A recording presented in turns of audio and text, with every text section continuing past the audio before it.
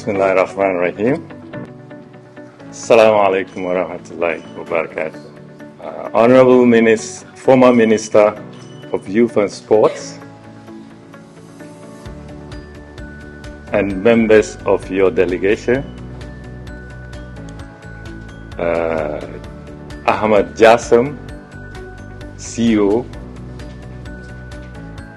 captains of business, distinguished ladies and gentlemen. It's indeed an honor and a big privilege to meet here tonight. I came in and met about 3 distinguished speakers make presentations. And the last one, who doubles also as an MP for Tolom, almost took the wind out of my sail. He happens to be the MP of one of my mother's hometown. But there are some secrets about them I don't want to share here. Yes. I've been here for the past 2.5 years as ambassador of Ghana. It is often said that an ambassador is an honest person sent out to lie for his country. But that is not the definition of an ambassador. Ambassador is a representative of his government in another country, tasked with the responsibility of developing cordial and friendly relationships between his country and the receiving state. Having been here for the past 2.5 years, I have come to understand the opportunities that exist between our 2 countries for mutual cooperation. And there is no better medium to do this than what we are experiencing today. I see Brother Yasin here and his team.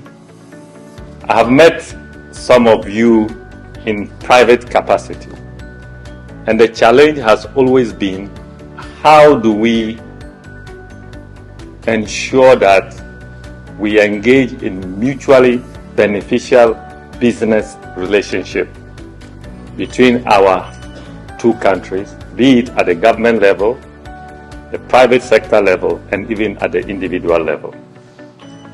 And it seems to have been a very huge challenge. And this medium promises to be a very useful and important medium for realizing this objective. At the political level, we have the best relations with Qatar. Our former president, Nana Addo Dankwa Akufo-Addo, in my 2.5 years stay here, has been to Qatar on 3 occasions. The president now today was here 2014, and it's very likely that he would be here again before the end of his tour. And like the Honorable Member of Parliament said, Ghana is a continuum. We have adopted multi-party democracy since 1992, and it has been uninterrupted since. We just finished the 9th peaceful elections and a peaceful transfer of power on January 7th. So there is absolutely no risk for anybody who wants to invest in Ghana. And you heard them. The Honorable former Minister for Youth and Sport. He was one time a Minister of Youth and Employment as well, right? Youth and Sports. He served in one of the highest positions. You have a member of parliament here You have a former Deputy Minister of Finance and a consultant who is more better placed to tell you about the opportunities in Ghana than these people. We have very generous investment promotion act, tax incentives, and he talked about, one of them spoke about the free zones. If you don't even want to set up, you can set up as a foreign company in Ghana, in the free zones enclave, where you just need to produce, you export 70% of your products to qualify. And I tell you, Ghana has a population of about 32 million. The entire ECOWAS has a population of about 250 million to 300 million. And Ghana as a gateway can be used to serve the entire West Africa market. Besides that, we now have the Africa Continental Free Trade Area with a population of more than 1 billion, and it is headquartered in Ghana. So the opportunities are endless.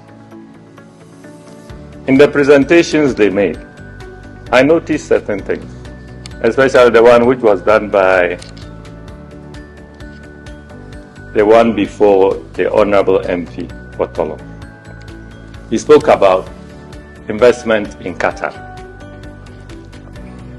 or the business environment here in Qatar. Anything you see here in Qatar, there's an equal opportunity in Ghana. I want to draw some parallels for us to probably consider. Qatar is like Singapore to Malaysia in that region. Qatar is in the Gulf. No matter how small it is, it has proved that it is well organized, even with its smaller population. Ghana is small compared to one of our neighbors, but we are so organized that you can go through those markets through us. So all what we are asking for is to assure you that if you have money you want to invest, the place to do in West Africa is Ghana. They talked about security and what have you. Look at all, we seem to be a stable island in a turbulent ocean. Look at all our neighbors. We are stable and peaceful. So be it infrastructure, agriculture, energy, oil and gas, you name it, there are opportunities in it. Ghana is a virgin place for investment. And I want to seize this opportunity to urge you all to consider Ghana seriously. The time for talking is over.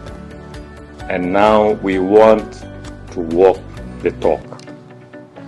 So all I ask of you is, let's go beyond the talks and make the right impact that we need to make between investors here and Ghana. But before I end, I want to thank all those who have contributed in one way or the other to bringing this event together. And I know Ahmed Jassim started it, he and the then Honorable Minister of Youth and Sports.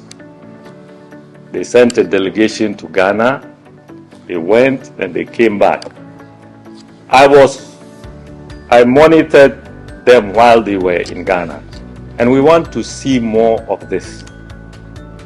And I believe it is through this engagement that we are here tonight. This is just the beginning. And we welcome anybody who is interested in doing business in Ghana. Myself and my staff, we assure you of our support and to facilitate your entry into Ghana. We will be with you from the beginning to the end.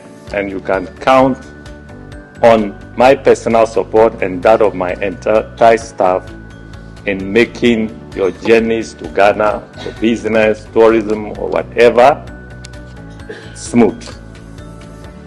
On that note, I wish to thank you very much.